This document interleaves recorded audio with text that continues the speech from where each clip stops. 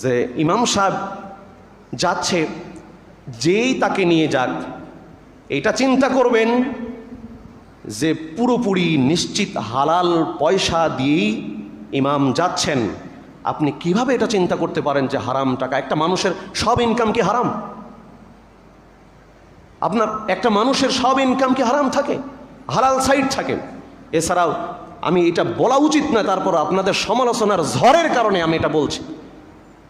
যে লোকটা নিয়ে যাচ্ছেন সে লোকটা ধর্মীয় প্রতিষ্ঠান মাদ্রাসা চালান, লক্ষ লক্ষ ইনকাম মাসে।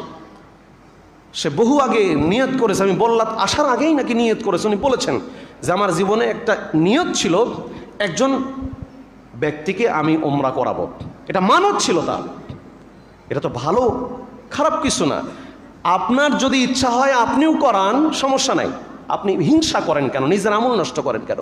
আপনি ইমামকে করান, খতিবকে করান, সহকারী ইমামকে করান, মুয়াজ্জিন সাহেবদেরকে করান, বল্লা মসজিদের সমস্ত ইমাম মুয়াজ্জিন স্টাফকে আপনি করান, কোনো আপত্তি আছে? ভালো, আলহামদুলিল্লাহ। ইমাম, খতিব, মুয়াজ্জিন সবাইকে ওমরা করাবেন। আল্লাহ আপনাকে সামর্থ্য দিয়েছেন, আপনি কেন সমালোচনা করেন? প্রিয় ভাই আমার, আপনার কাছে এটাই অনুরোধ থাকবে, যারা যাচ্ছেন তাদের জন্য দোয়া করবেন। যারা নামাজ পড়ে না, আল্লাহ যেন এই উসিলায় আল্লাহর ঘরে যে তওবা করে ফিরে এসে 5 ওয়াক্ত নামাজি হওয়ার তৌফিক দান করেন।